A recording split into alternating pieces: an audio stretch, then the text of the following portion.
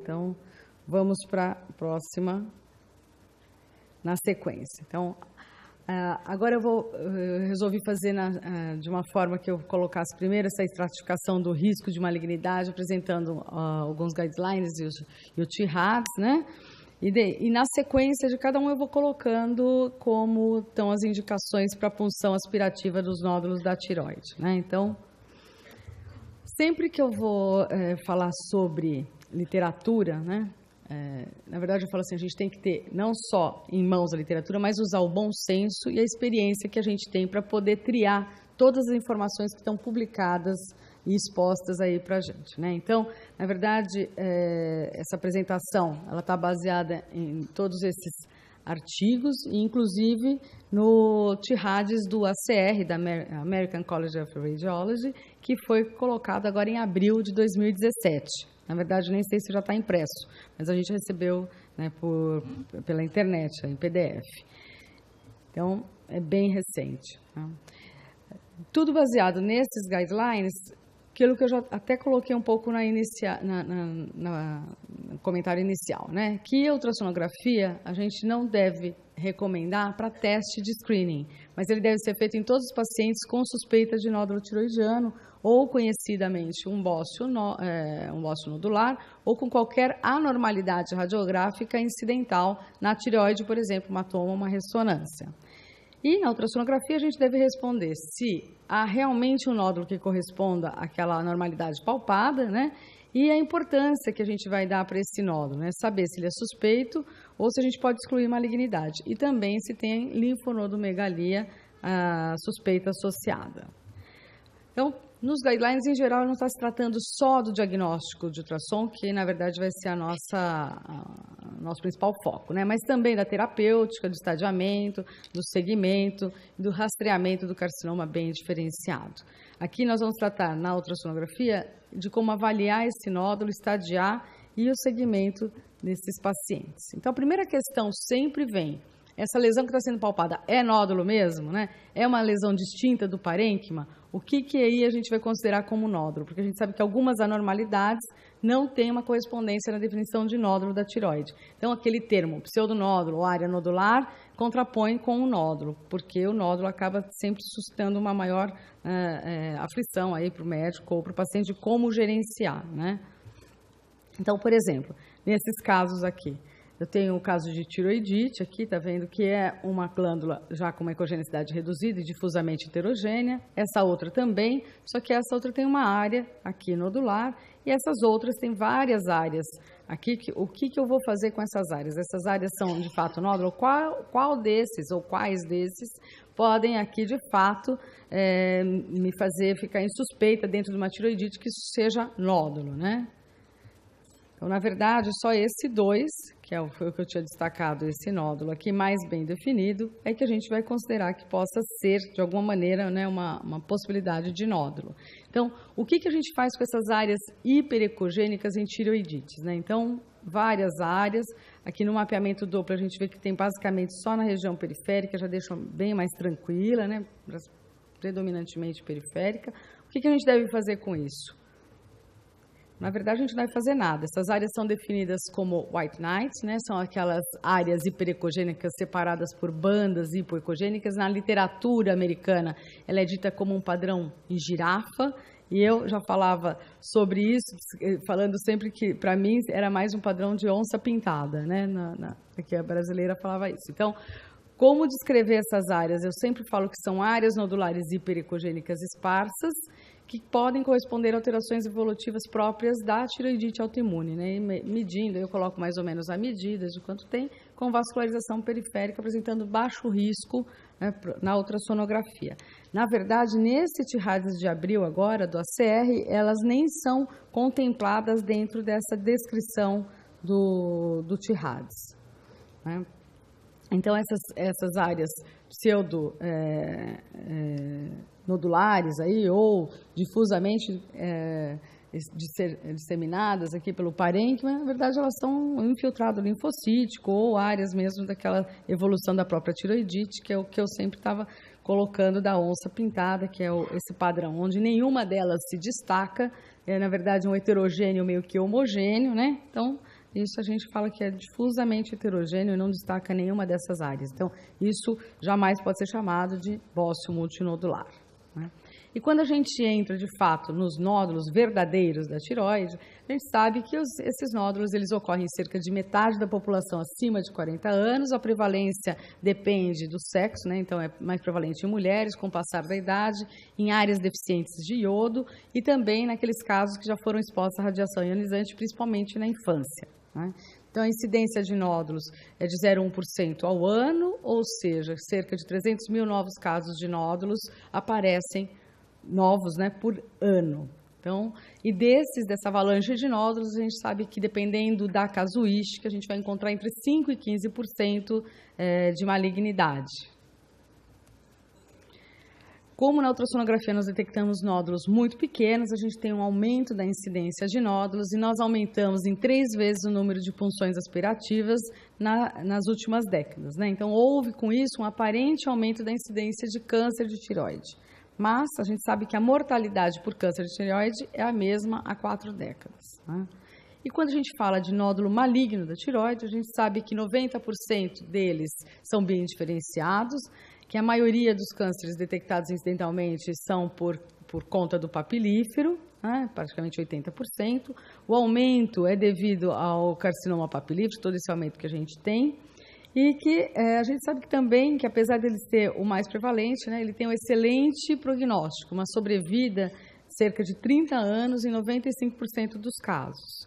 E 36% da população a gente sabe que vai ter qualquer carcinoma papilífero sem sinais e sem sintomas, né? Então, na verdade, quando a gente avalia o câncer de tireoide não palpável, a gente sabe que ele tem pouco significado biológico. E quando a gente pega todos esses que estão aumentando a incidência, a gente sabe que 49% do aumento do câncer de tireoide se deve a nódulos menores ou iguais a 1 centímetro e 87% devido a nódulos menores ou iguais a 2 centímetros. Ou seja, nódulos muito pequenos estão sendo, na verdade, observados pela ultrassonografia e não pela palpação. As 2 faixas de maior incidência, né, são em adolescentes ou crianças aí, e maior do que 60, 70 anos também.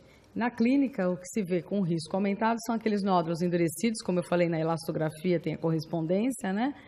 Os nódulos mais firmes, fixos, de crescimento rápido, com disfonia persistente, disfagia ou dispneia, também acompanhado de linfonodomegalia cervical, ou paciente com história de radiação cervical, ou com história de câncer de tireoide na família.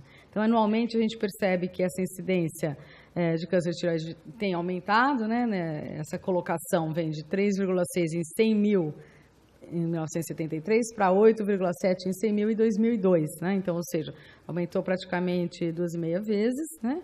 E esse aumento parece ser contínuo. E aí que vem, então, devido a esse aumento da incidência de nódulos, aí a nossa quase que obrigatoriedade de seguir algum guideline, algum TIRADS, alguma coisa, exatamente porque a gente usa mais a ultrassonografia e a gente está identificando muito mais nódulo da tireoide. Então, por isso também é necessária sempre revisões, né, as revisões contínuas, são necessárias revisões contínuas dos guidelines para adequar a situação atual, né? Então, sempre lembrando que a gente está pegando e está utilizando a medicina baseada em evidências, né? Então, como utilizar, né? Como utilizar os achados ultrassonográficos? Primeira coisa, que o ultrassom tem que ter esse foco na estratificação do risco para a malignidade. Então, pegar exatamente as características que são mais importantes, que levem ao diagnóstico correto, e principalmente, né, aqueles bócios multinodulares ou glândulas multinodulares, né, destacar aqueles mais relevantes. O que a gente considera um nódulo de risco aumentado, ou de maior risco de malignidade, né? Então, são aqueles nódulos marcadamente hipoecogênicos em relação ao parênquima normal da tireoide, ou seja, que tenha o mesmo tom de cinzas da musculatura adjacente, ou até mais escuro do que a musculatura. Nódulos com presença de microcalcificações, com a vascularização central predominante, com margens irregulares e ou mal definidas e também sem halo, com a forma mais alta do que larga, As dimensões é um outro capítulo, né, que os guidelines sempre colocam aí 1 centímetro. Os nódulos que não se deformam ou se deformam pouco a elastografia, né, e que tenham concomitância aí de linfonodos suspeitos ou nódulos inseridos em doenças autoimunes ou que seja positivo no FDG aí, que foi um incidentaloma, né, foi pego no FDG aí, também vai ter um risco maior aí do que os outros nódulos ao redor de 30%. Então, vamos falar a primeira coisa, a primeira característica mais importante aí, que seria a hipoecogenicidade. Então, a hipoecogenicidade, nesses casos aqui, estou mostrando um nódulo aqui marcadamente hipoecogênico, veja que a musculatura está praticamente do mesmo tom, né? Com microcalcificações, contorno irregular e parcialmente definido. Esse outro já é um nódulo mais regular e mais bem definido, também foi um carcinoma papilífero. Mas já esse daqui, que é um nódulo hipoecogênico, né, na punção mostrou-se como um bócio coloide. E esse outro aqui, que apesar de pequeno, é fortemente hipoecogênico também, mas também na punção mostrou-se como uma tiroidite. Então, vocês podem observar que a hipoecogenicidade ela é importante, mas isoladamente ela não vai dar conta de falar quais são aqueles nódulos que a gente deve fazer a punção. Então, vejam que nódulos como esses daqui, ó, marcadamente hipoecogênicos, já com focos hiper aqui na região central, então eles realmente eles podem até parecer suspeitos se a gente for considerar só a hipoecogenicidade, mas é importante associar outras características. A gente sabe que quase 70% dos nódulos malignos são hipoecogênicos ao modo B, né? E a microcalcificação? A microcalcificação ela tem uma elevada especificidade para a malignidade, ou seja, até 60% dos nódulos podem apresentar aí microcalcificações. Isoladamente, ela também não pode ser considerada preditora de malignidade, mas se a gente tivesse que escolher algum dos sinais desses do modo B, talvez esse fosse o melhor sinal, né? Então, a nossa experiência bate com a literatura, né, que cerca de a especificidade dele é muito elevada, né, 93% a 95%, uma sensibilidade mais baixa, né, de 60%. Então, microcalcificação aqui, ela é definida, ela pode ser agrupada ou não, mas ela é definida como aquele foco ecogênico sem reverberação sonora posterior e que apresenta aí um diâmetro menor ou igual a 2 milímetros. Alguns autores consideram 1 milímetro, né? Eu considero até 2. Aqui ela está associada a esses focos hiperecogênicos, né, de microcalcificação com calcificação grosseira.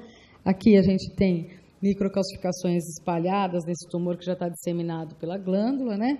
E esse outro também, outros que têm focos hiperecogênicos, né? Não estão associados às áreas císticas e não tem também reverberação sonora posterior.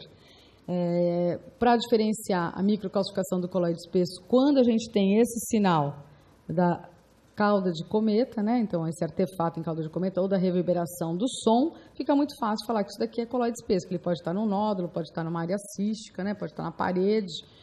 E aqui mostrando no estudo dinâmico, né? Aqui, olha, mostrando que temos vários de coloide espesso, né? Associado à área cística, então aqui a gente fica mais tranquilo para falar que isso pode ser. Na dúvida, quando a gente tem alguma dúvida, a gente fala, olha, isso daqui parece que tem os dois, pode ter microcalcificação, pode ter coloide espesso. Aí é o único caso que eu coloco microcalcificação, pode corresponder a microcalcificação e ou coloide espesso. Mas quando aqui nesses casos que temos aqui 3 nódulos praticamente coalescentes, vizinhos um ao outro, a gente vê que tem a microcalcificação que realmente está até tão densa que forma essa sombra acústica posterior, né? Então aqui a gente consegue falar com certeza que é na micro. E tem outras calcificações nos nódulos da tireoide, né? Então, como as calcificações periféricas e que muitas vezes são chamadas de casca de ovo, né? Então, na verdade, aquele eggshell, ela tem uma definição muito clara na literatura. Esse conceito de eggshell é exatamente esse que está aqui, né? No transversal e no longitudinal, uma calcificação fina, periférica, completa, que permite a passagem do som no interior dele, aqui na região central, a gente consegue ver o conteúdo desse nódulo, né? Então, só vemos sombra acústica depois da segunda parede, da parede posterior do nódulo. Esse é um conceito de eggshell. E por que eu estou falando isso? Porque essa calcificação é descrita como patognomônica de benignidade, que a gente pode ficar tranquilo, nem precisa pedir punção aspirativa nesses casos. Ao contrário dessas outras calcificações. Então, aqui eu tenho uma calcificação grosseira, aqui ó, no transversal e no longitudinal, uma calcificação que faz uma sombra acústica desde a parede anterior do nódulo aqui. Esse daqui é uma calcificação periférica fragmentada, isso daqui, na verdade, era um carcinoma, né? E esse daqui também é uma calcificação grosseira, né? Que a gente vê aqui que ela é completa, mas ela não pode ser classificada como casca de ovo. Vejam como ela é diferente dessa que é fininha, né? Então, na verdade, esses conceitos são bem importantes para a gente poder ficar aí esperto com os trabalhos publicados na literatura, né? Outros achados de benignidade, além da casca de ovo, né, quando a gente tem um nódulo puramente cístico, como esse, também a gente não deve indicar punção, ou aqueles nódulos espongiformes, esses daqui, daqui a pouco eu vou definir o que é espongiforme, e esse daqui também mostrando quando a gente tem algum conteúdo que possa ser um conteúdo sólido, mas no caso aqui, como não tem vascularização no mapeamento Doppler, a gente aventa que isso aqui deve ser ou uma área de hemorragia ou de coloide espesso, e não de um tecido sólido de fato, né? Então, também não precisa indicar punção nesses casos. Quanto às medidas do nódulo, né? Eu sempre preconizo que a gente faça o volume, porque, na verdade, no controle evolutivo pode ser que você não seja a pessoa que vai fazer esse controle, né? O radiologista. Então, por isso que eu falo, sempre é interessante calcular o volume que tem uma maior reprodutibilidade do que se a gente pegar só um eixo, né? Então, isso a gente pode fazer o volume como a gente faz um volume de útero ou de qualquer outra estrutura com a constante da elipsoide, que é o 0,523. Você coloca no eixo longitudinal, eixo transversal, faz as 3 medidas e faz a vezes 0,523, que é a constante, pega o volume desse nódulo para segui-lo, né? Isso porque no segmento a gente sabe que o crescimento, apesar de não ser patognomônico de malignidade, né, ele pode ser significativo quando acima de 50% do volume, quando tem esse crescimento acima de 50% do volume. Ou quando nós temos um aumento de 20% num dos diâmetros do nódulo e que esse aumento de 20% seja superior a 2 milímetros. Em 2 ou mais eixos, né, nos nódulos sólidos. Ou que a gente tem esse crescimento exatamente nessa proporção quando a gente tem a região sólida dos mistos, tá? Então, isso é considerado um crescimento significativo. E a gente faz segmento de nódulo também, está preconizado nesses guidelines, né? Mesmo quando a gente tem citologia benigna, né? Que a gente fala, olha, tem que seguir esse nódulo de 6 a 18 meses após a ultrassonografia, né? E isso por quê? Por que a gente segue nódulo de citologia benigna, né? Porque apesar de ser baixa, essa incidência de falso negativo, ela não é negligenciável. Ou seja, quando a gente está fazendo punção, a gente está mostrando parte de um todo. A gente não está pegando aquele nódulo, fatiando e olhando tudo que está acontecendo naquele nódulo. Então, é importante, quando a gente tem, mesmo que a gente tenha uma biópsia benigna, acabar fazendo um segmento, né? E se esse nódulo estiver estável, daí pode ser feito um segmento de mais longo prazo, né? De 3 a 5 anos, não todos os anos, né? E se tiver um crescimento significativo, a gente pode repetir a PAF guiada por ultrassom, né? E quando a gente pega os guidelines americanos e alguns outros guidelines, eles preconizam aí que a dimensão seja um dos fatores para se fazer a punção aspirativa. Então, eles preconizam a PAF nos nódulos acima de 1 centímetro, quando eles são sólidos e hipoecogênicos, ou quando eles têm qualquer tamanho, né, com ultrassonografia suspeita ou crescimento extracapsular ou associação com linfonodo suspeito de metástase, né? Também pacientes com risco aumentado, aí a gente está individualizando, né, a visão de cada paciente. Quando esse paciente tem um risco aumentado ou tem um aumento de calcitonina, a gente também deveria valorizar aquele nódulo. E mais lembrando sempre que, se a gente se basear só no tamanho do nódulo, ou seja, esse cutoff de 1 centímetro, a gente vai perder 1/3 dos nódulos malignos da tireoide. Portanto, associar esses achados, características ecográficas, é de fundamental importância para indicar bem a punção aspirativa, né? Então, na verdade, se a gente tiver um nódulo com um tamanho menor do que 1 centímetro, mais achados suspeitos, a gente vai acabar mandando para a punção. E menor do que 1 centímetro em paciente com risco aumentado, também a gente acaba mandando para a punção. Então, na verdade, essa é a conclusão. A gente sabe também que o envolvimento maligno não é menos frequente do que esses nódulos abaixo de 1 centímetro, né? Que esse cutoff de 1 centímetro, para mim, na minha visão pessoal, não é justificado, é só realmente para a gente fazer uma triagem, né? Mas nódulos, em geral, menores do que 1 centímetro, com 2 ou mais achados suspeitos na ultrassonografia, a gente acaba indicando a PAF. E aqueles nódulos que são quentes na cintilografia, a gente não deve indicar a punção aspirativa também. Então, só para dar um exemplo, esse é um nódulo pequenininho, um nódulo único, né? Olha que tem 0,4 por 0,4 por 0,2 centímetro. E é um nódulo único nessa tireoide aqui, que é finamente heterogênea, é um nódulo que é fortemente, né, hipoecogênico, está igual praticamente à musculatura. É uma glândula que tem uma vascularização aumentada, né? Com esses achados aqui, a gente pediria punção. Quem pede punção num achado desse? Ninguém, né? Eu acho que eu também não peço punção, não. E agora, se eu mostrar esses achados para vocês. Olha só, um nódulo tão pequeno, linfonodo no nível 3 com área cística e microcalcificação, no nível 6 a mesma coisa. Então, ou seja, com esses achados, a gente acaba ficando estimulado aí a pedir a punção. E, na verdade, a punção desse nódulo, na citologia, ela não vem com material bacana. O que deu, de fato, a conclusão para mim foi o lavado de aspirado, né? Então, foi, na verdade, a tireoglobulina daqueles linfonodos, que deu uma tireoglobulina estourada aí, de 15.900. Então, isso que fechou, que realmente era metástase de carcinoma papilífero, e a gente valorizou aquele nódulo único encontrado na tireoide. Por isso que eu falo, é um nódulo pequeno, não era suspeito, mas essa rotina de pesquisar o pescoço inteiro acaba levando a gente a acertar o diagnóstico do paciente. Então, o paciente que era um microcarcinoma papilífero que já tinha metástase cervical. Biologicamente, esses microcarcinomas acabam não tendo nenhum significado mais importante. Mas vocês vejam que esse era um pequeno que já fazia. Eu falo sempre isso, que tamanho não é documento.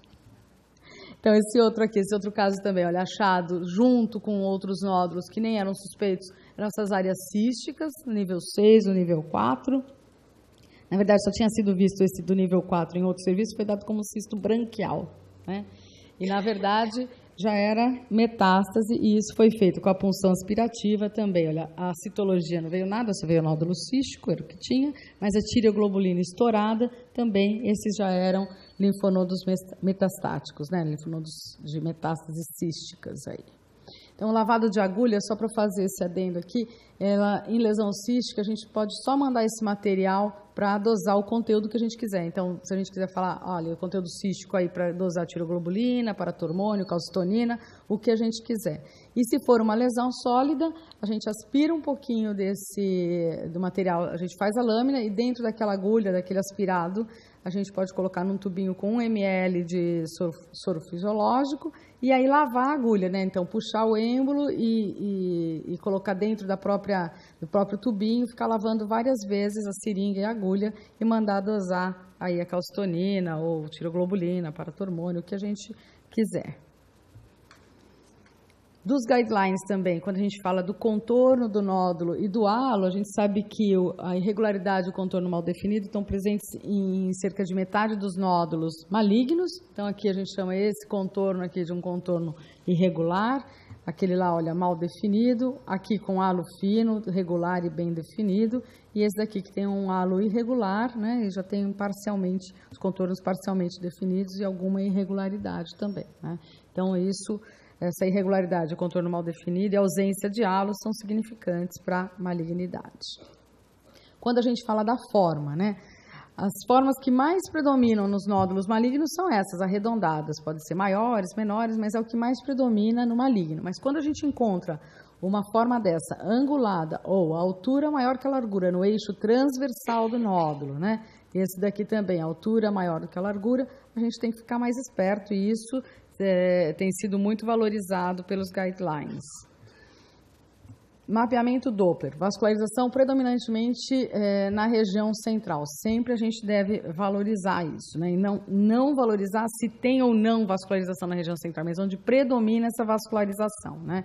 Então, essa é a classificação que nós utilizamos. O primeiro padrão é sem vascularização, o segundo exclusivamente periférico, o terceiro periférico maior que o central, e essas duas, né, a vascularização central maior que a periférica ou exclusivamente na região central, são as que têm um maior potencial aí para malignidade. Então, aqui mostrando que sem vascularização, exclusivamente periférica, aqui a periférica maior do que a central, ou a periférica igual à central, deve ter obrigatoriamente esse halo vascular, aqui como eu estou mostrando nesses clipes, né? Então, mostrando aqui, olha, vejo que às vezes o nódulo é maior, a gente fica com dificuldade eu não consegui fazer uma foto pegando tudo, mas no dinâmico a gente está vendo que ele tem esse halo vascular aqui em todo o nódulo. Então, isso é o que define o padrão 3. Esse é o padrão 4, quando a gente tem também vascularização na periferia e na região central, mas a gente não forma o halo, né? Então, a gente fala que de fato, predominantemente central. Esse outro foi um caso muito interessante, que era um nódulo que a gente ficava em dúvida, o residente até chamou e falou, será que isso daqui é microcalcificação ou não? Mas a hora que a gente coloca essa vascularização, a gente percebe que ela está só na região central, não forma halo nenhum, não tem na periferia. Olha aqui o contorno do nódulo, né? Então, ela é aquela predominantemente central, né? Basicamente, a gente fez a biópsia, era um carcinoma papilífero. E aquele que é exclusivamente na região central, não tem nenhum vaso aqui fazendo a periferia, né? Mostrando que tem os vasos cortando aí o nódulo no meio, ou quando a gente tem aqueles nódulos mistos, né? Já tem aqui, olha, a cápsula espessa, aquela nodulação, a vegetação parietal, que é irregular, com microcalcificação, e quando a gente coloca a vascularização, a gente vê vascularização só no interior dessa parte sólida, né? Então, esse também é o padrão 5. E por que a gente tem esse tipo de vascularização nos nódulos mais predominantemente malignos, né? Então, esse trabalho aqui da patologia, né, mostrou muito e explicou, né, que a vascularização aqui na região central dessas lesões foliculares mostravam aí maior atividade proliferativa nessas lesões malignas, né? Então, isso é que explica por que a gente tem mais vascularização na região central dos nódulos malignos ou suspeitos, né?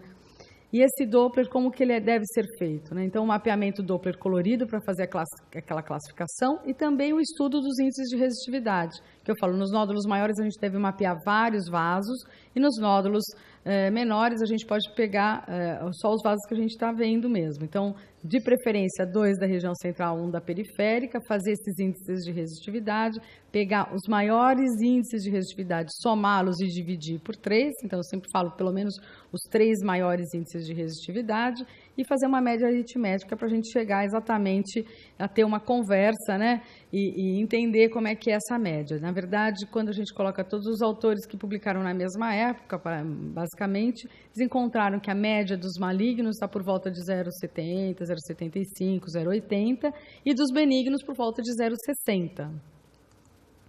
E aí que a gente chega nessa análise multivariada, né, que a gente divide, na verdade, o grande divisor de águas aqui acaba sendo a hipoecogenicidade, o padrão de vascularização, em função do diâmetro transversal do nódulo e do índice de resistividade. Então, vou mostrar alguns exemplos, né? Esses dois eram 2 nódulos muito similares ao modo B, vejam que eles são isoecogênicos ao parênquima, com halo fino, bonitinhos. Esse aqui tem 1,2, esse 1,3 no eixo transversal. Esse daqui, olha a diferença do padrão de vascularização. Esse forma o halo, né, o padrão 3, e esse não forma. Tem grandes vasos aqui na região central, o padrão 4. E média do índice de resistividade. Desse daqui, olha como eram elevados, e esse daqui mais baixos, né?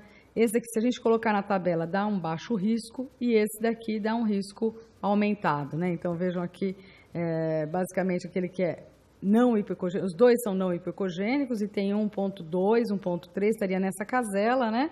Então, vejam só, esse daqui 0,87 já deu acima de 0,65, que é o risco aumentado, e esse 0,60 vai dar um baixo risco, né? Então, fica mais tranquilo da gente indicar ou não a punção, se a gente fosse fazer aqui, não faria nesse e faria nesse daqui. E aí a gente encontra alguns trabalhos na literatura falando que a vascularização não ajuda a predizer malignidade na tireoide. Esse foi um trabalho publicado aí em 2010 na Radiology e, obviamente, eu não me conformei com isso, fiz uma carta ao editor, que está aqui publicada, né? Por que tem tanta controvérsia no Doppler de tireoide? Exatamente isso. Quando você lê o trabalho inteirinho, você vê o método que eles aplicaram. Era um método e a técnica empregada e também a classificação que eles utilizaram, né? Então, a gente sabe que se a gente utilizar a classificação de Lagalla, hoje nos nossos equipamentos extremamente modernos, a gente não vai ter nenhuma aplicação realmente do Doppler, não vai ter significado nenhum, porque 80% ou mais dos nódulos apresentam algum grau de vascularização interna. Então, é isso que eu sempre coloco.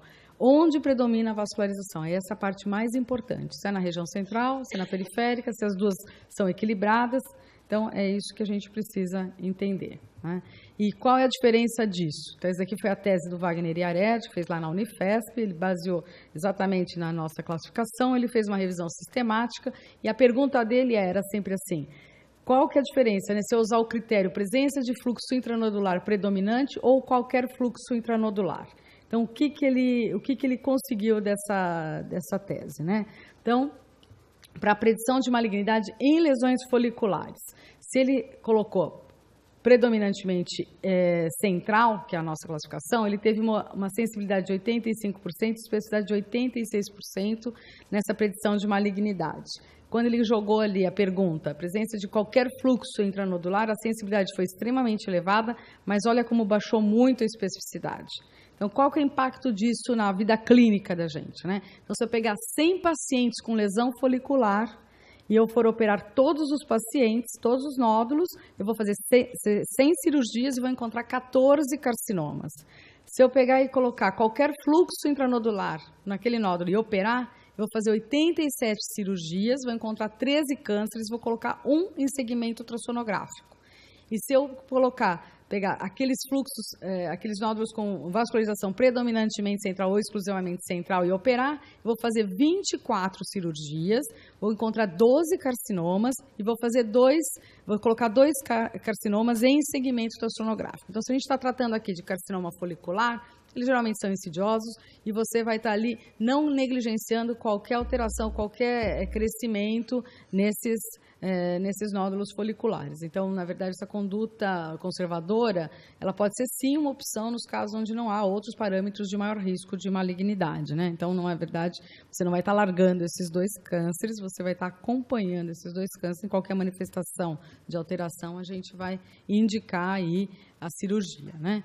Então, com tantas opções aí que a gente tem desses guidelines e de TIRADS, então uma das primeiras opções é usar o Doppler. Se a gente estiver usando o Doppler, sabendo fazer corretamente, indicando bem a PAF pelo Doppler, não tem problema. Os guidelines, em geral, eles não preconizam a utilização do Doppler, porque o Doppler é isso que a gente fala, tem muita controvérsia e tem equipamentos mais sensíveis e menos sensíveis e também operadores que sabem e outros que não sabem utilizar essa ferramenta diagnóstica. Então, a grande opção para os guidelines e para o TIRADS é usar o modo B, que tem menor potencial de controvérsia e de mal entendimento, né? Então, dentro desse universo aí de guidelines e TIRADS, quais que a gente pode usar? Qual a diferença entre esses guidelines ou dos TIRADS, né? Quais as dificuldades no uso? Por que até agora esse TIRADS não pegou, né? Quais são as recomendações aí de PAF? Que são inúmeras, né? A maior parte leva em conta o tamanho, né? E o risco do paciente, os linfonodos. Então, se a gente pegar esse guideline da ATA de 2015, né, a gente vai ver que eles dividem aí em nódulos altamente suspeitos, com suspeita intermediária, baixa suspeita, muito baixa suspeita e benignos. Então, eu vou falar um pouquinho de cada um deles, né. Eles, nesses altamente suspeitos, são aqueles que têm um risco maior que 70% a 90%, nódulos sólidos e pecogênicos, ou com a parte sólida do misto bastante pecogênica, com microcalcificação e ou margens irregulares, e ou mais alta do que largo, e ou calcificação periférica, né? Então, na verdade, e também com extensão extratiroidiana. Então, se ele tiver mais do que 1 centímetro com essas características aqui, ou com alguma delas, né? Quando eu estou falando e ou, deve seguir para a punção. Então, aqueles assim que são fortemente pecogênicos com essas calcificações, ou com microcalcificações, ou altura mais alta do que larga, ou contorno irregular, interrompido, ou já com extensão extra-tiroidiana, também a gente deve fazer a PAF. De suspeita intermediária, que eles falam que já tem um risco que cai para 10% a 20% de malignidade, né? Então, aqueles sólidos e pecogênicos, não necessariamente não são os mais altos do que largos, né? sem microcalcificações e sem extensão extratiroidiana. Então, seria um nódulo como esse, né? Um nódulo hipo, com margens regulares e bem definidas, sem micros, né? Então, eles indicam, se tiver mais do que 1 centímetro, a punção só para afastar malignidade. Aqueles de baixa suspeita, né, que tem entre 5% e 10% de risco, são os iso-ecogênicos ou hiperecogênicos, ou podem ser parcialmente císticos, né? Sem extensão extratiroidiana, sem irregularidade, então eles indicam aqui muito pouco, se não me engano, acima de 1,5 centímetro só que eles vão indicar a PAF. E aqueles de muito baixa suspeita, que tem um risco abaixo de 3%, são aqueles nódulos espongiformes, né, císticos, e que a PAF aí deve ser considerada só se o nódulo for acima de 2 centímetros, né. E aqueles benignos também, que eu já mostrei, né, os nódulos císticos, sem vascularização na parte sólida, né, e que a gente não deve indicar a punção aspirativa só se for um paciente muito sintomático, um cisto muito grande, só para fazer a citologia aí do aspirado. O primeiro TIRADS, passando a falar de TIRADS agora, foi da Eleonora Orvati, uma chilena que trabalha com mama, e ela fez, na verdade, muito baseado no BIRADS, né? Ela criou esse TIRADS. E, na verdade, a gente sabe que a mama, a tireoide são doenças com agressividade muito diferentes, taxas de mortalidade também muito diferentes. Então, e a dificuldade de classificar esse TIRADS também era grande, por isso foi um dos motivos que eu acho que não pegou. Daí, Kwak, lá na Coreia, acabou desenvolveu um outro TIRADS que foi mais bem aceito pelos autores e tudo, mas que ainda assim também a gente tinha uma dificuldade nessa classificação. E atualmente, como eu falei, agora em abril de 2017, foi lançado esse TIRADS do American College of Radiology. Então, na verdade, todo o TIRADS foi concebido sempre para melhorar o entendimento e a comunicação entre os especialistas que militam nessa área, né? Então, se propuseram aí uma classificação modificada de Orvati. Então, esse daqui foi o do Kwak, que ele até considerava o TIRADS 1 como normal, 2 de condições benignas, 3 os provavelmente benignos, o 4 que ele subdividiu em 3 tipos aí, né? A, B, e depois tinha alguns que também colocavam C. O TIRADS 5, que era o provavelmente maligno, e o 6, que eram os comprovadamente malignos por biópsia. E dentro desses daí, como eu falei, apareceu agora esse outro do ACR, né? E qual que é a diferença desse do ACR? Por exemplo, na sua estrutura ele não coloca glândula normal, nem aquelas áreas da tiroidite, né? Aquelas áreas hiperecogênicas que eu mostrei no início. O tamanho para a PAF, em função do grau de suspeição, também ele coloca aí esse tamanho, ele joga a punção muito assim, só em último caso ele acaba fazendo a punção. Vocês vão perceber com os exemplos que eu vou mostrar. E anteriormente, em 2015, ele lançou um léxico de terminologias aí que ele vai utilizar nesse novo TIRADS. E também ele faz uma balança aí entre o benefício de encontrar um câncer clinicamente importante entre os nódulos benignos e os carcinomas indolentes aí também, com recomendações de follow-up, né, que mitigam a possibilidade de malignidade significante de qualquer câncer ficar aí sem detecção. Então, na verdade, é basicamente isso, né? O ACR do TIRADS, ACR-TIRADS, ele coloca a composição, a ecogenicidade, a forma, a margem e os focos ecogênicos, que são as microcalcificações ou coloide espesso, faz uma pontuação em função disso e coloca desde o TIRADS 1 até o TIRADS 5. Então, vou mostrar mais ou menos como é que foi, né? Então, em função da composição, né, ele vai falar se ele é um sólido, se ele é um predominantemente sólido, cístico, né? Se ele ocupa, o que ele ocupa daquele nódulo, e aí ele também coloca que o Doppler pode ser útil nessas áreas císticas, né? Então, por exemplo, vou mostrar esse daqui. Como que descreveria esse nódulo aqui? Então, é um nódulo sem microcalcificações, é um nódulo heterogêneo, predominante e marcadamente hipoecogênico. Vejam que ele é bem hipoecogênico em relação até à musculatura, né? Os contornos são irregulares e a vascularização aqui, que não conta nesse TIRADS, mas só para mostrar, ele é predominantemente central porque ele não forma aquele halo vascular. Se a gente fosse continuar no Doppler, aí a média de índice de reatividade foi 0,91. Vejam que já fica bastante suspeito no Doppler, né? E quando a gente vai fazer a pontuação do TIRADS, a gente vê, ele é um sólido, então ele já tem 2 pontos. Ele é muito hipoecogênico, ele ganha 3 pontos naquela tabela do TIRADS. do ACR, a forma dele é arredondada, então ele não ganha ponto nenhum, né? Mais alto do que largo, que é isso que eles destacam. A margem é irregular, ele ganha 2 pontos, e ele não tem microcalcificação, né? Então, ele não tem microcalcificação. Com isso, ele soma 7 pontos, ele cai na categoria TIRAD 5. Aí, ele se torna, então, altamente suspeito, mas ele só vai fazer PAF se ele tiver maior ou igual a 1 centímetro. Quanto que ele tinha? Então, vamos ver aqui, olha, tinha 2,4 centímetros no maior eixo. Então, ele vai, se ele é acima de 1, ele vai seguir para a punção aspirativa para agulha fina. Se ele fosse aí menor do que meio centímetro, daí ele não iria para a punção, tá? Então, um nódulo marcadamente hipo. E aí, o que ele fala de follow-up, né? O que a gente vai fazer com esse nódulo? Então, ele fez a punção, foi para a punção, tanto pelo Doppler quanto pelo TIRADS, ele iria seguir para a punção mesmo, né? E deu um Bethesda 5, que é o carcinoma papilífero. Dentro das categorias, ainda a gente viu ali a ecogenicidade, a forma, né? Aqui, quando a gente fala da ecogenicidade, o grau da ecogenicidade do componente sólido em relação ao parênquima normal da tireoide, né, é que ele pode ser dado como um hiperecogênico, um isoecogênico, um hipoecogênico e um marcadamente hipoecogênico, né? Então, esse aqui, olha, hipoecogênico porque ele é mais claro do que a musculatura, né? E aquele marcadamente hipoecogênico que ele tem o mesmo tom de cinza ou ele é mais escuro do que a musculatura adjacente. E esse daqui, ele é mais escuro do que o parênquima normal da tireoide. Então, por exemplo, nesse nódulo, como que a gente descreveria esse nódulo, né? Um nódulo marcadamente pecogênico, como é que a gente vai falar, né? Então, ele seria um nódulo marcadamente pecogênico, ele é um nódulo de contornos regulares, sem microcalcificações, com a vascularização aqui periférica maior do que a central. Então, nesse daqui a gente fala que ele tem uma pontuação por ser sólido no TIRADS de 2 pontos, ele é hipoecogênico, ganha 2 pontos, a forma é arredondada, ele não ganha ponto, margens regulares não ganha ponto, e não tem microcalcificação, ele não ganha ponto.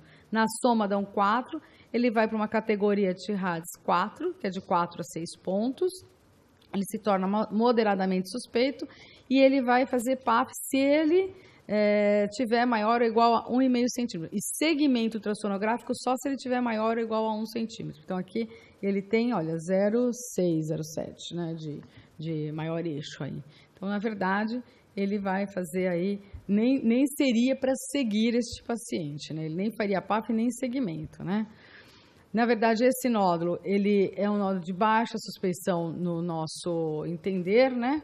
Ele não tem aí um risco aumentado com mapeamento Doppler, e, na verdade, eu não teria coragem de falar para esse paciente não fazer nada. Eu falaria, olha, vamos fazer um segmento em 1 ano, né? Mas pelo TIRADS do ACR não se faz nada, né? Então, a conduta aí depende muito também do risco que esse paciente tem, né? Mas é um paciente homem que apareceu esse nódulo, então, de fato, eu não tenho essa coragem.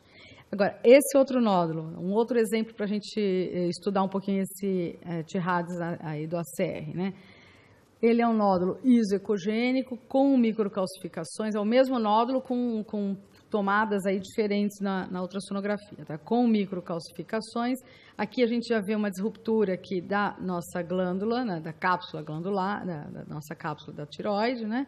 Tem um halo descontínuo, e não é um halo contínuo e fino, né? E nem regular, e os contornos também a gente fala que são irregulares. E até tem uma nomenclatura de microlobulado, né? Quando tem alguma irregularidade ou interdigitação com o parênquima adjacente aí pelo ACR. Na vascularização, aí a gente também vê que tem um risco aumentado, né? E pelo nosso TIRADS, aí a gente fala que é um nódulo sólido, com 2 pontos, ele é isoecogênico, dá 1 ponto só para ele, a forma 0, né? Extensão extratiroidiana ele tem interrompendo a cápsula, que ele ganha 3, ele tem microcalcificação, ele ganha 3 pontos também. Na soma dá 9 e cai para um TIRADS 5. E ele se torna, então, altamente suspeito, né? Se ele tiver mais do que, igual a maior que 1 centímetro, ele vai para a punção aspirativa, né? E aí que a gente já vê que, procurando, além da tireoide, né, que eu sempre falo, vamos examinar o pescoço inteiro, esse mesmo caso, olha aqui, olha, já tinha linfonodo no nível 6, linfonodo com essa vascularização aqui na cortical, na cápsula do linfonodo, né, com outros linfonodos com microcalcificações. Então, vejam, já tinham já tinha uma doença com extensão extratiroidiana, né, no linfonodo e também interrompendo a cápsula, né.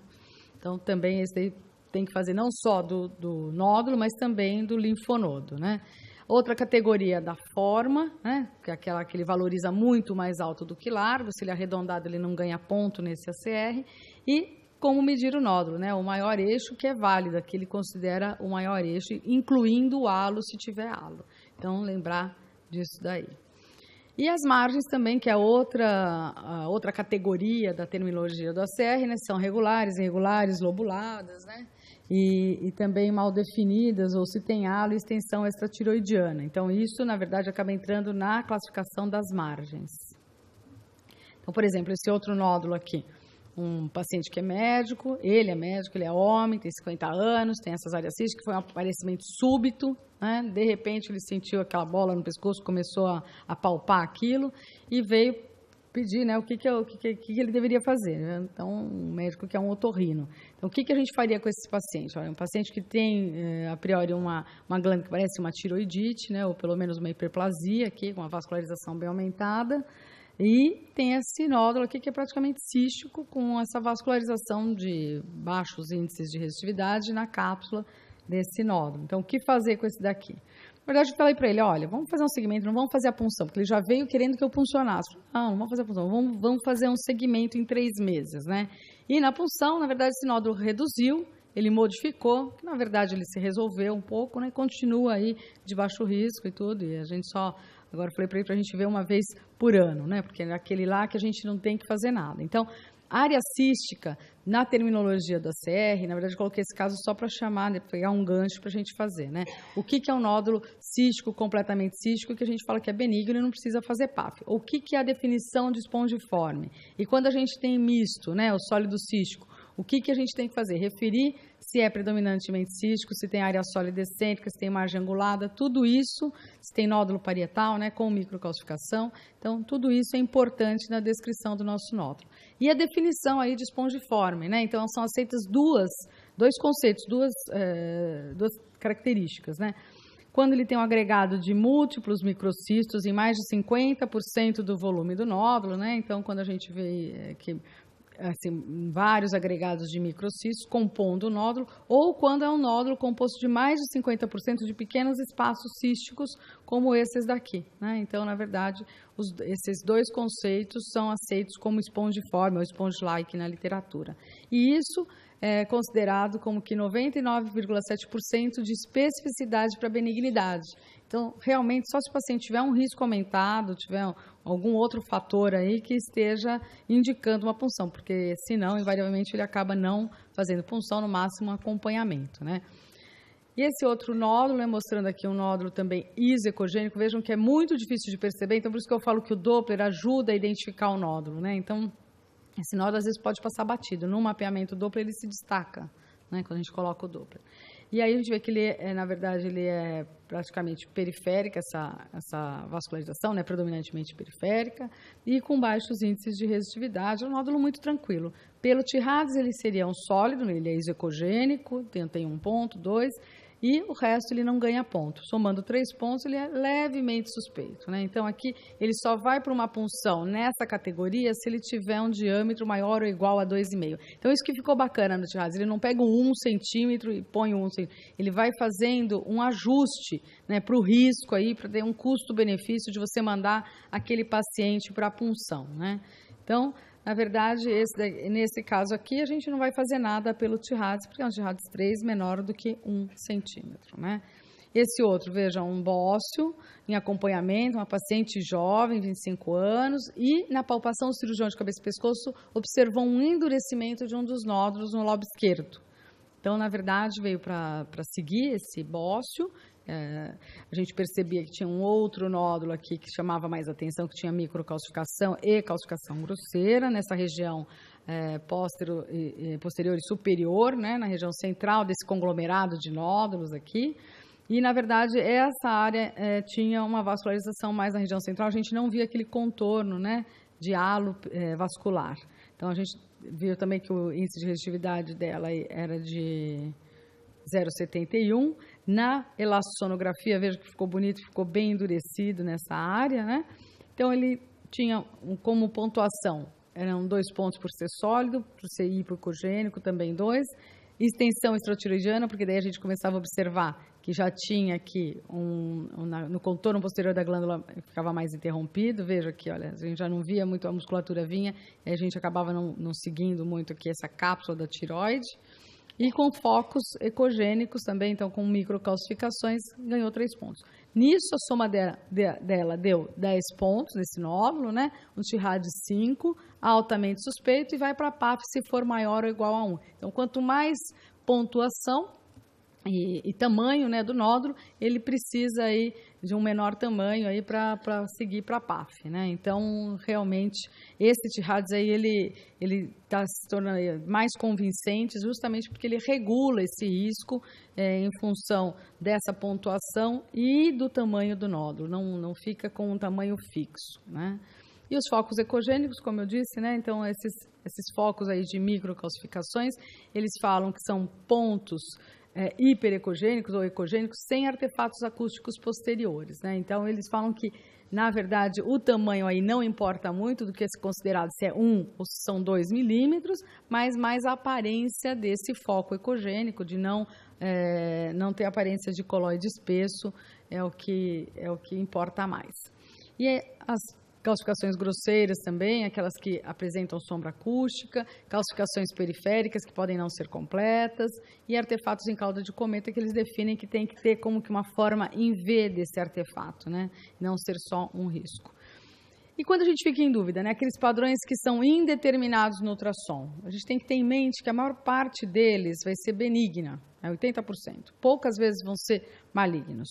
E os fatores que vão incentivar a punção são a história familiar de câncer de tireoide, a exposição prévia à radiação ionizante, a idade desse paciente, o tamanho do nódulo e se é do sexo masculino, né? Então, aqui meio que para terminar, fazer um apanhado geral na predição do risco de malignidade, né? Então, o grande divisor de águas aí é a marcadamente hipoecogenicidade do nódulo, né? Que aumenta muito o risco para malignidade. A vascularização central, predominantemente central, se a gente for utilizar o Doppler, também é um grande aliado nosso, né? Então, aumenta aí 219 vezes o risco para malignidade. A dimensão, na verdade, com esse novo TIRADS a gente fica mais tranquilo, mas nos guidelines anteriores usavam-se o cutoff de 1 centímetro. Se a gente for considerar índice de resistitividade, a gente sabe que é um critério menor dentro do Doppler, né? Mas que ele ajuda muito quando a gente tem alguma dúvida. E presença de microcalcificação, contorno irregular, mal definido, ausência de ala, forma mais alta do que larga, todos esses são fatores que aumentam aí o risco de malignidade. E na elastossonografia, né, aqueles nódulos endurecidos com maior grau de firmeza também apresentam maior sensibilidade e especificidade para malignidade. Então, uma das coisas que eu falo que é muito importante, quando a gente vai analisando o nódulo de tireoide, nunca utilizar um só critério para predizer risco de malignidade, né? Porque a gente pode, e aí os guidelines também colocam isso, que apesar da gente utilizar, às vezes, modo B, Doppler, elastossonografia, ainda que a gente use ou isolado em conjunto todos esses nódulos, a gente nunca vai conseguir predizer malignidade em todos os nódulos da tireoide. Então, uma frase que eu ouvi uma vez de um ecocardiografista muito antigo, um dos precursores da ecocardiografia americana, que ele falou assim, olha, impressões são mais importantes do que fatos. Por isso que eu falo assim, bom senso, experiência, é uma coisa que é extremamente importante. Quando a gente ainda não tiver na mão e você cismar com aquele nódulo porque aquele nódulo tem a aparência suspeita, siga esse instinto, porque às vezes a gente tem essa impressão às vezes é mais importante do que o fato realmente, né? Então, às vezes que nem o ACR, ele vai falar para você seguir aquele nódulo. Se você tiver certeza que aquele nódulo ali, ele tem um padrão muito suspeito na sua ultrassonografia, siga o seu instinto, né? Então, é que nem aqueles nódulos pequenos de microcarcinoma. Você pode não fazer nada se ele não tiver nenhuma doença, uma disseminação, mas se você encontrar alguma coisa suspeita, você não vai deixar aquele paciente já com doença disseminada sem fazer absolutamente nada, né? Então, a gente tem que partir para alguma coisa porque a gente é médico, né? E, para considerações finais, eu coloquei sempre aqui nessas questões de guidelines, de TIRADS, a gente deve reconhecer, o que importa mesmo, é reconhecer os nódulos com maior risco de malignidade, indicar bem a PAF, evitar a PAF desnecessária, ter um relatório muito objetivo para ajudar o nosso médico prescritor, e isso ele vocês que são prescritores, vocês devem exigir dos ultrassonografistas que realmente te deem uma clareza no relatório, né? Em que examinem também o pescoço inteiro. E para nós, como radiologistas, ultrassonografistas, a gente reconhecer as nossas limitações, né, para a gente não se frustrar, porque a ultrassom é uma ferramenta extremamente valiosa e que a gente consegue fazer um bom proveito disso para ajudar tanto os prescritores quanto servir melhor os nossos pacientes. Muito obrigada pela atenção de vocês, espero que tenha sido proveitoso.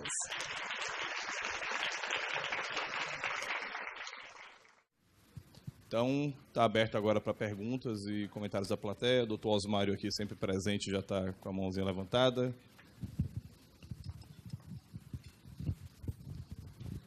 Cristina, parabéns. Eu gostaria só... Qual seria o valor, o item isolado que você daria mais importância para caracterizar uma malignidade, dentro daqueles todos que você botou? A hipocalcifikação, a microcalcificação, qual é o valor da macrocalcificação? E a outra pergunta que eu tenho é se você pediria, quando suspeita de algum nódulo, pediria o Doppler de início. Repare, o Doppler custa muito mais caro do que o ultrassom normal. E uma controvérsia que eu vejo na literatura é se o Doppler realmente acrescentaria muito na avaliação do nódulo. Se o Doppler acrescentaria, você pediria, e encarece muito o exame, você pediria, quando você suspeita de um nódulo, logo de início o Doppler, deixaria para pedir numa segunda etapa. E quando é que você realmente pede uma elastografia? Depois da punção ou antes da punção? Várias perguntas. Vamos ver se eu lembro todas as perguntas. Se é modo B. O valor dos itens todos, entre Qual é o melhor do modo B? Não, dos itens todos, entre a hipocalcifikação, microcalcificação, macrocalcificação, qual é o que seria o melhor índice de malignidade isolado? Tudo bem que a gente não bota isolado nada, mas qual seria isolado? Isso às vezes cai em prova. E se a macrocalcificação, qual é o valor dela da macro? Vamos por partes, então. Primeiro essa. Então vamos lá. Se a gente tivesse que escolher, eu até falei na aula, se tivesse que escolher um, seria a microcalcificação. E qual é o valor da macro? A macrocalcificação, na verdade, o que é o significado da macrocalcificação? É uma degeneração de longa data. Na verdade, é isso. Você está falando ali que o nódulo é antigo, tá certo? Então, se você tem esse nódulo antigo, você está falando, esse nódulo está aqui há muito tempo nessa pessoa. É isso que ela está te falando. Na verdade, ela não tem valor para malignidade. Porque ela, como o nódulo é insidioso, você vai ter nódulo maligno que tem a calcificação grosseira. Você concorda? Concordo. Porque ele é insidioso. O câncer vai estar lá há muito tempo na tireoide. Então, também ela pode ter micro e macrocalcificação, né? Calcificação grosseira associada a micro ou isolada a calcificação grosseira. Obrigada. Então, e a segunda pergunta é Doppler, mais uma vez. O Doppler encarece muito o exame. Quanto que encarece o exame? Talvez o dobro. Não, é 30%. 30%. O convênio cobra só 30% a mais. 30%. Não é tanto assim. Mas qual a informação que o Doppler te traz? Qual a informação que o Doppler me traz? Para mim, é muita. Eu tenho experiência com o Doppler, interpretação do Doppler. Você pediria desde o início para avaliar um nó do Doppler ou pediria numa segunda etapa? Não, eu já faço desde o início. Eu não faço o exame de tireoide sem Doppler. Sem Doppler. Não faço. No consultório, elas são orientadas. Se vier sem Doppler, você não marca. Você pede ou para ir trocar o pedido, ou você fala para o paciente que tem que fazer com Doppler, porque eu vou colocar o Doppler de qualquer maneira. Vai aumentar a minha sensibilidade. A minha experiência com Doppler é excelente. E por que não entra no Tirades? Não entra, exatamente o que eu falei, tem muita variação. A pessoa não sabe fazer. Se você apertar um pouquinho mais a pele do paciente, você já colaba os vasos superficiais. Você já mimetiza um padrão mais normal. Você já não pega tanta vascularização. Se você não tiver um preset adequado, eu vejo isso com os residentes. Eles falam assim, Cris, o que você fez que chegou aqui e agora tem vascularização? Eu falei, olha o preset que você está usando. Olha a velocidade, a escala de velocidade. 7 para tireoide é muito alta. O aparelho vem com 7, você tem que baixar para 5. Eu refaço todos os presets de todos os lugares que eu vou para colocar um preset adequado para a análise da tireoide. É a mesma coisa para mama e para testículo. Você tem que baixar os valores. E a elastografia, você pediria antes ou depois da punção, quando vem o resultado duvidoso? Não, a gente tem feito pesquisas e se você quisesse colocar mais, seria mais um critério para você colocar a elastografia. Agora, a gente está fazendo duas pesquisas. Uma antes, acompanhando a PAF, antes de fazer a PAF, e um outro fazendo depois que faz com os padrões foliculares. Então, nos PTs das 3 e 4, a gente está fazendo elastossonografia para ver qual que é o valor disso. A gente está usando a Shearwave agora. Né? Então, na verdade, a gente não sabe exatamente qual vai ser o valor, mas a gente tem conseguido ótimos resultados Agora, a de compressão me parece muito boa na tireoide também. Essa que a gente já tinha mais antigamente nos equipamentos, que é mais barata também, né? Então, essa de strength, eles falam, né? Que é o strength. Quanto melhor o patologista, menos beta-seda 3, 4 e 5. Qual é o valor da cintilografia que você daria nisso? Repare, eu tenho um pedido. A beta-seda 3, 4 e 5, quanto melhor o patologista, menos beta-seda 3, 4 e 5. A cintilografia com iodo e com MIB. Não, 3 e 4, quer dizer, né? 3 e 4. A cintilografia com iodo e com MIB, por exemplo, para ajudar nesse diagnóstico. Porque com MIB, se a cintilografia vê quente o nódulo. E com iodo, se vir frio, para ajudar 3 e 4. Você daria valor a isso? Na verdade, eu não sei se tem muito valor nisso, não. Agora, se é um nódulo que é quente, você nem deveria ter feito punção, né? Nem deveria fazer punção. Sei.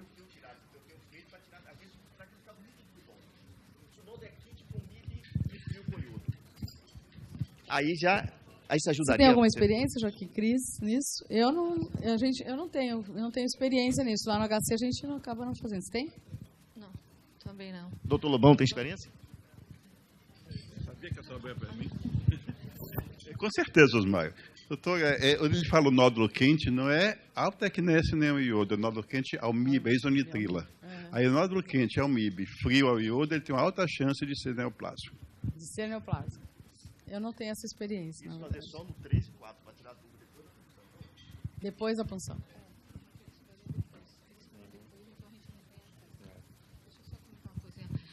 Só uma coisinha mais para a gente comentar em relação ao ultrassom.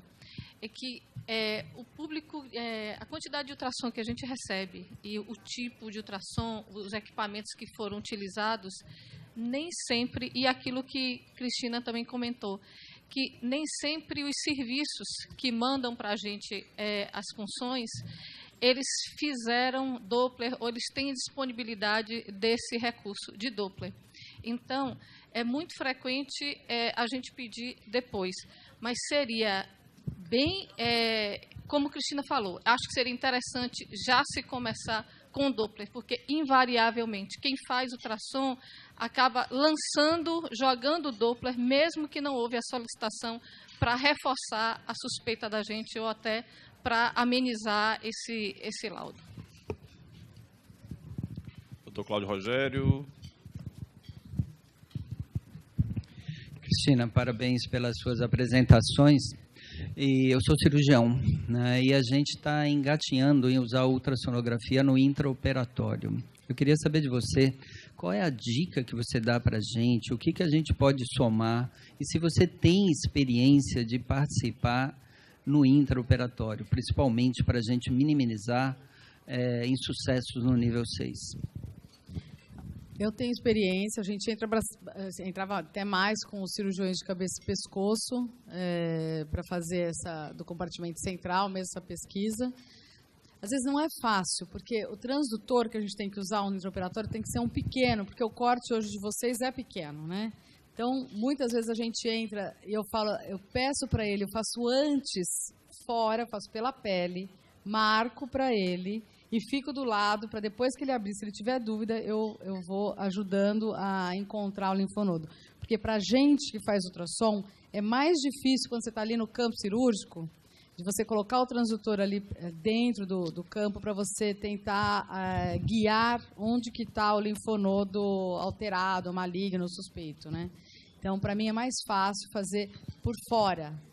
Até porque para a gente fica superficial, não fica tão profundo, né? Até no nível 5, né, também, que a gente... Às vezes no intraoperatório, você costuma jogar soro, ringa lactato, encher a cavidade para facilitar? Você tem alguma experiência nisso? Xilocaína, às vezes. Só xilocaína? Às vezes um gel mais estéreo, né? Não, assim, mais fechado, né? Fechado, mas assim, quando você está ali dentro, falando... só soro mesmo, que você pode soro. pôr. Ok. Não tem nada que você possa colocar no campo ali, para você colocar e conseguir fazer como se fosse uma camada ali espessa para você colocar o transdutor. Por isso que eu falo, para a gente é muito difícil, ali embaixo, perto da fúrcula ou do lado da carótida, você ficar colocando o transdutor dentro do campo. Obrigado. Não é fácil.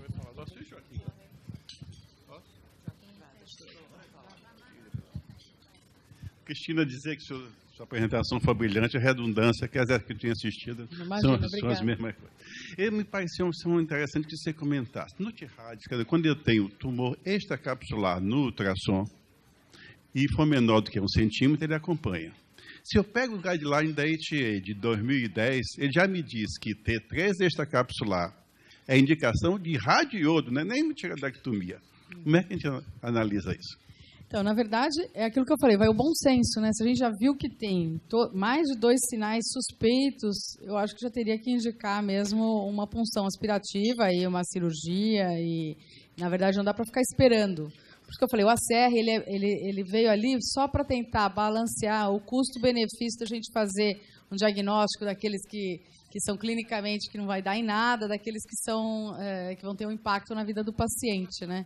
Então, isso me agrada no ACR, mas também a gente tem que ter o bom senso. Por isso que eu falei, aquele lá, ele teria coragem de falar, não vamos fazer nada, e eu não, vou pelo menos fazer um segmento em 1 ano, aquilo lá, né? Por isso que eu falo, se a gente pega o que está publicado, ele é bom para quem não entende do assunto. Vou falar, por exemplo, algum clínico geral ou um ginecologista, sei lá, alguém que costuma pedir esses exames e depois não sabe o que fazer com aquele nódulo. Então, aí sim, ele pode se basear num T-Radix ACR, que é melhor do que os outros T-Radix. Eu falei, dentre os T-Radix que surgiram na literatura, esse me parece o mais de bom senso, assim, porque não vai ficar fazendo punção em todo o nódulo acima de 1 centímetro, né? Então, assim, acaba colocando a medida em função das características ultrassonográficas, ficar regulando aquilo lá, né? A pontuação. Quanto maior a pontuação, menor precisa ser o nódulo, né? Então, é isso que eu falei, que para mim me agradou mais esse T-Radix, me anima mais em usar esse T-Radix do que os outros que surgiram na literatura. Pois não, oi? Cris, eu sou Daniela Prudente, eu sou rádio, eu faço um monte de ultrassom de tireoide aqui. Prazer. E eu vi no chat no Facebook que Harley perguntou quem usava o T-Radix. E aí eu fui olhar todos, né? E vi que você disse que não usava o T-Radix. Então, eu acho a proposta bem interessante também, mas eu também tenho várias críticas a ela. Uhum. Eu, na prática, eu tenho usado o ATA 2015, eu acho que é mais objetivo, atende mais o endocrinologista, ele vai entender o ginecologista que nódulos devem funcionar e não. Então, a pergunta 1, você usa na alta o T-Radix e você dá alguma indicação vem um pedido de um clínico. Aí tem lá, o que a gente vê no dia a dia? Nódulos tireoidianos. O nódulo tireoidiano está dizendo nada a ele. Uhum. Então, você sugere o segmento, você sugere a citopunção, você já usa o T-Radix. Como é que você vai concluir, formatar esse laudo para entregar ao cirurgião de cabeça e pescoço ou ao endocrinologista? Então, na verdade, eu falei que não uso o T-Radix lá no grupo, porque realmente a experiência que eu tenho, assim, na verdade, é aquilo que eu falei, a gente tem que usar quando a gente não tem uma impressão formada, quando você não tem a sua experiência, não tem a sua vivência na área. Eu tenho essa vivência, vamos dizer, já há uns 23, 24 anos, que eu faço punção de tireoide e tudo. Então, assim, na verdade, desde o R1 e R2 que eu faço isso. Então, quando um paciente vem fazer comigo, ele vai querer o T-Radix? Não, ele vai querer, o que você está querendo que eu faça com esse paciente, entendeu? O que eu faço com esse nódulo, para não falar outra coisa, que está filmando, eu não posso falar, né? Então, o que eu vou fazer com esse nódulo? Eu não vou falar o T-Radix para ele, porque por T-Radix ele pode mandar para qualquer um. Ele quer saber a minha impressão do Doppler, ele quer saber o que eu estou vendo, se eu estou vendo extensão de doença extratiroidiana, não é? E eu recomendo, sim. Tem uns que eu falo assim, olha, esse paciente aqui já fez uma punção, deu Bethesda 3, e o paciente está resistente a operar, não quer operar, porque ele já viu no Dr. Google que tem, assim, 80 e tantos % dos nódulos vão ser benignos, ele não quer tirar a tireoide dele, não quer ficar tomando medicação para o resto da vida. Então, esse paciente ele é bem consciente, paciente que é hoje um paciente privado e tal, ele é um paciente consciente do que ele tem, ele vai nas fontes para pesquisar o que é o que, né? Então, hoje a informação está aí muito globalizada, né? A gente consegue acesso a essas informações facilmente. Então, ele vem aqui para pedir a minha opinião, e a minha opinião é baseada na minha experiência, né? Então, eu tenho modo B, eu tenho Doppler, elastografia, eu faço tudo no consultório. E, às vezes, tem uns que eu falo, você não vai sair daqui, porque eu vou fazer a punção já. Vou ligar para o seu médico, vou fazer e tal. Eu já estou cuidando do paciente, né? Então, eu acho que A diferença é essa. Se eu fosse usar o T-RADS, qualquer um poderia classificar o TRADS, faz as características do ultrassom, e pela classificação você pode fazer a somatória dos pontos e pronto. Daí é simples. Mas não Só é isso fazer que um ele comentário rápido. Você comentou aí sobre a questão do acesso do paciente à informação, né? A SBEM, ela está agora com uma iniciativa, tá, de tentar, junto com alguns parceiros, referenciar as informações sobre tireoide que existem nos principais sites de buscas e na internet, né? Então, é um projeto chamado Por Dentro da Tireoide. A gente teve a oportunidade de, inclusive, divulgar o projeto agora recentemente no Latino-Americano de Tireoide, lá no Rio de Janeiro, e, assim, tem sido uma iniciativa muito bacana, tá? Ainda está em andamento, tá? Está em desenvolvimento, mas a ideia é que a gente consiga fazer com que o paciente busque informações cientificamente referendadas na internet na hora que for buscar os termos, né? O pessoal até nos deu alguns dados. São 15 milhões de buscas no Google por mês sobre informações sobre tireoide. Então, assim, não é pouca coisa. Então, a gente tem que estar sempre atento a essa informação também. A colega aqui. Cristina, eu queria só uma consideração, que eu sinto muita dificuldade nos pedidos de biópsia, quando a gente vê que vem de outro serviço, sem, como o Cris falou, que não está bem caracterizado do nódulo. Então, às vezes, a gente pega, quando vai fazer a punção, o outro deu um laudo de nódulo, e a gente vai ver um cisto, e que tem todas as características de benignidade. Você faz o quê? Porque para a gente é difícil, porque o médico que recebeu o primeiro exame, o endocrinologista no caso, ele recebeu o primeiro exame, ele vai pedir de acordo com o exame dele. Se o primeiro médico deu o que é suspeito, ele vai pedir diante da suspeição. Manda para a gente fazer a punção. Eu chego lá, vejo que é um cisto. Então, daí você tem duas opções. Se esse médico prescritor, ele é teu cliente, ele manda para você, ele confia em você, você Tudo pode bem. pegar, ligar e falar. Agora, se é um médico que você não tem contato, você tem dificuldade de achar esse médico no convênio, é difícil, você acaba fazendo a punção, mesmo a revelia. Você fala assim, não deveria ter indicação, né, de fazer essa punção. Eu no consultório, como muitos vêm com punção se necessário, eu tenho essa liberdade de escolher ou não se eu vou fazer a punção, em qual nódulo que eu vou puncionar. Eu Então, estava comentando com ela que você é diferente no seu caso. Então, na verdade, quando me perguntam Pra assim, gente o que eu vou fazer agora? Normal. No HC, eu subo lá e falo, vou lá no 7º andar, no 8º andar e falo com o cirurgião de cabeça e pessoas, no 7º andar com o endocrinologista, eu vou lá, na hora eu já resolvo o problema, entendeu? O mesmo caso, eu tenho dificuldade também nas tiroidites. Ah, sim. Porque Isso daí é uma... aqueles nódulos ecogênios que você descreveu aí da tiroidite, chega pra gente para funcionar, você está vendo que é tudo fibrose da evolutiva da tiroidite. tiroidite, exatamente. E que Eu, na às verdade, vezes, nesse descrevo TRADS e não nem faço foi a punção. contemplado. Eu, às vezes, me arrisco a fazer isso. Mas o médico que recebeu pode pedir para outro fazer. Claro, sem dúvida. Mas é complicado mesmo, né? Você acaba até brigando. Cristiane deve ter a mesma É mais fácil você fazer para resolver o problema Exatamente. do que você ficar criando um problema, né? Mas é difícil sair dessa mesmo. Então, E aí, Cris? essa questão de quando enviam para a gente um nódulo que ele tem características benignas, ou então até na descrição tem alguma coisinha que parecia ser suspeita e você repete o exame, você melhora esse ganho, usa um transdutor com a frequência mais apropriada e você percebe que não, que é um nódulo tipicamente benigno. Então, eu costumo conversar com o paciente, falo que pode ter tido alguma reavaliação, uma modificação, ou quem discuto a possibilidade de voltar no médico, mas quando eles leem, quando eles têm no lado o nome nódulo, dificilmente eles vão abrir mão disso, eles querem fazer, a gente realiza.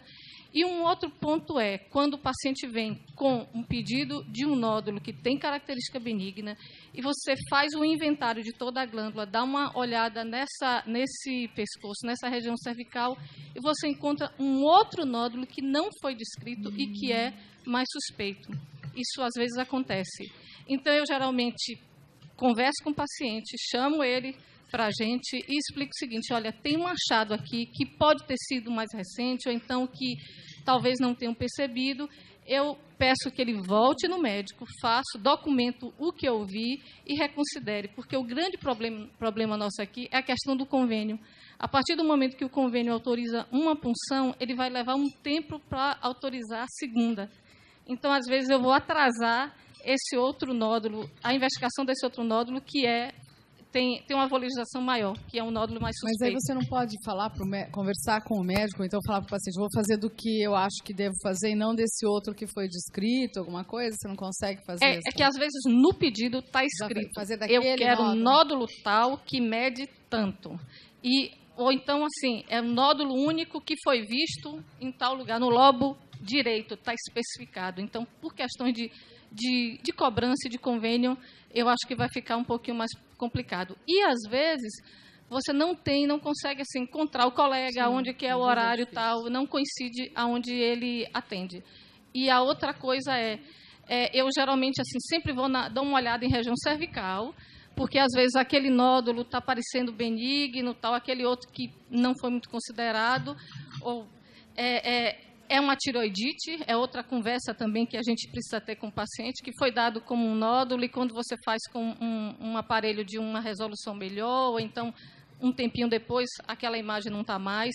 Então, eu procuro conversar muito com o paciente.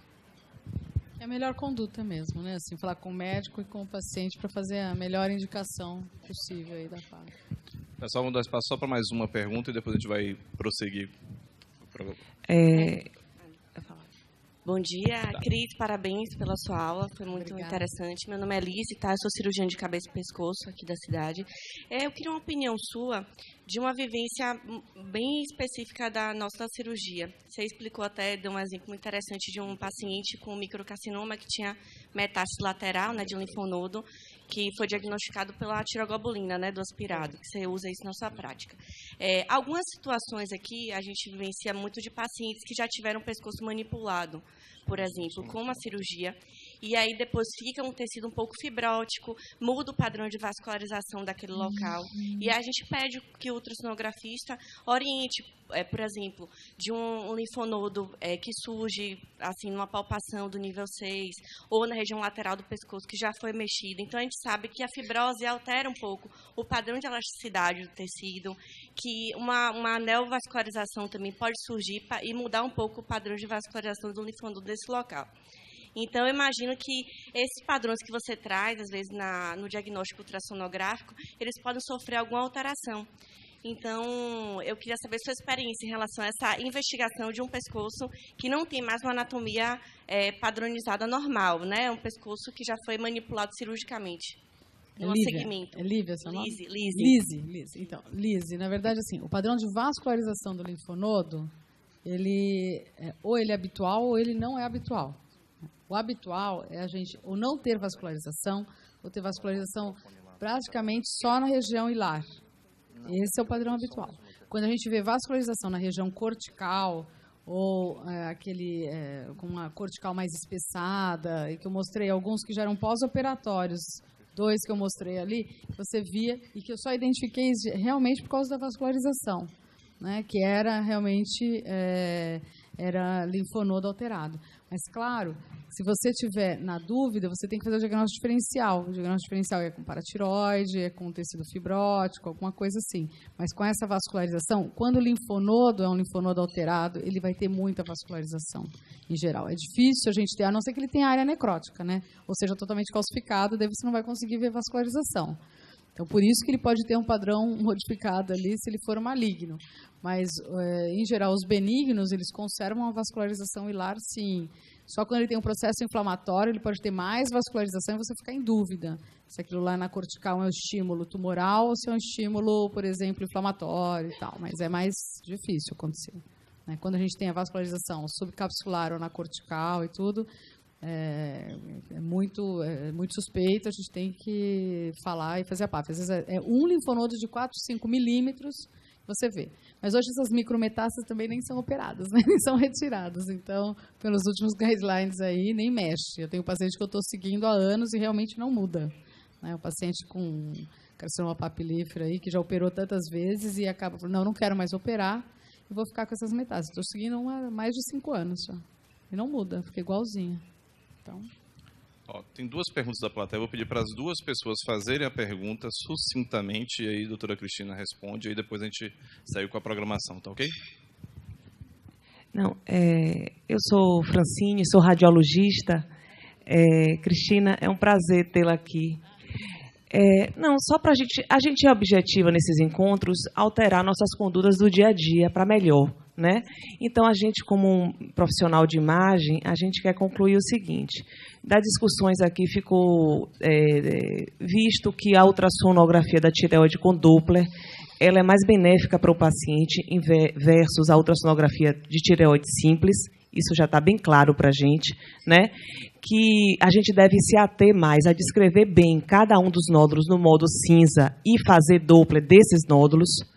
E, na conclusão do nosso laudo, a gente tem que discriminar os nódulos e destacando aqueles com suspeita de malignidade e sugerir uma conduta. Então, hoje, um exame de imagem bem feito de ultrassom de tireoide é um ultrassom que tenha o modo cinza, o modo B, com Doppler colorido e sugestão de conduta. E, depois dessa aula, já vinha há um tempo assistindo outras colegas também palestrando sobre isso, nós rastrearmos adicionalmente a região cervical desse paciente. Então, hoje, eu não tenho condição de fazer um ultrassom de tireoide sem rastrear a região cervical, independente de seja pedido ou não. O ideal era que fosse pedido os dois ultrassons, já que esse é o nosso trabalho. Mas eu, independente disso, eu não tenho condição de não rastrear esse pescoço. Como é que você lida com isso, Cristina? O que é que você... Faça um comentário sobre o que eu estou dizendo. Deise, por favor. Só para fazer sua pergunta e a gente poder finalizar. Alô. Bom, parabéns pela palestra. Cristina, eu queria tecer ainda minha experiência com a vascularização. Durante muito tempo, sempre vem essa correlação de a vascularização ajudando no diagnóstico diferencial para a malignidade. Mas essa não é minha experiência. Olha que eu faço biópsia de tireoide há muitos anos e sempre guiada por um radiologista, que faz ultrassom. E sempre as pessoas colocam no laudo que tem que a vascularização central periférica. E muito frequentemente a gente checa e não corresponde ao que o meu radiologista encontra. A pergunta é, por que é tão perfeita a correlação da vascularização nos linfonodos metastáticos, né, diferenciando um linfonodo sem doença e um linfonodo metastático, e em tireoide não há correlação? Então, eu realmente não acredito, e normalmente eu não coloco no escopo do meu laudo essa questão da vascularização informada pelo meu radiologista. E, para confirmar isso, Dr. Pedro Risério, que é uma pessoa com extrema experiência, é um tireoidologista, ele fez um trabalho relativamente recente, deve ter 2 anos, com muito robusta a sua metodologia, com N grande, onde ele não achou qualquer correlação da vascularização com a malignidade do nódulo. Vou responder a Francine primeiro. Francine, então, na verdade, a gente, quando vai fazer a marcação, você está falando, né, do tempo de fazer o exame e da região cervical e da tireoide, na verdade, não tem como, né? A gente tem que fazer e, pelo menos, se você não vai fotografar glândula salivar, você não precisa fotografar tudo isso, você vai rastrear só se tem linfonodo.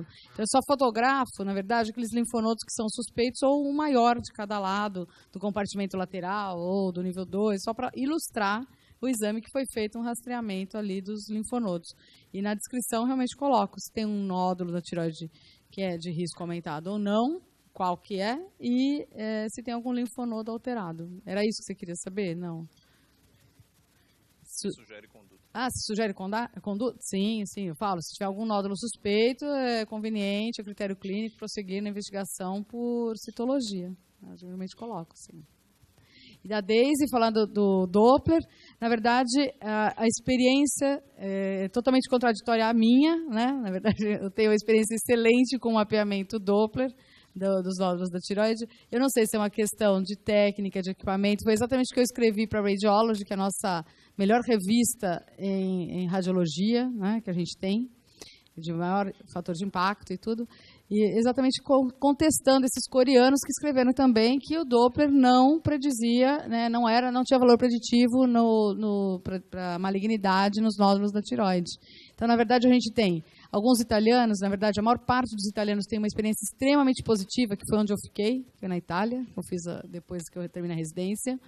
Então, na verdade, os italianos, tem alguns australianos, os japoneses têm uma experiência muito boa em Doppler de tireoide, né, a mesma experiência que os mesmos resultados que eu tive. Então, é controverso na literatura. É lamentável, assim, na verdade, que todos não tenham, mas na verdade a gente é feito de diversidade, né? Então, acho que enquanto a gente tiver discussão para fazer, eu acho que é muito rico isso. Na verdade, cada um tem que trabalhar com aquilo que se dá melhor. Eu sempre falo, se você não tem uma boa experiência com Doppler, não use o Doppler, ninguém é obrigado a usar nada, né? Então, na verdade, eu acho que pode ser por experiência, pela técnica, pelo método empregado, por como você está fazendo a sua classificação. E infelizmente, se existe essa experiência negativa em relação ao Doppler, você não deve realmente usar o Doppler, né? Então, acho que é isso. Usa só o modo B mesmo, que já dá uma grande triada nos seus pacientes. Mas com o Doppler, como eu mostrei, tem vários trabalhos mostrando o impacto clínico que isso pode ter na nossa conduta diária, né? Então, tem trabalhos que falam muito positivamente a favor e outros que falam contra. Na verdade, não tenho muita explicação. A explicação que eu tenho é essa. É o equipamento, a técnica e o método que você usa para classificar.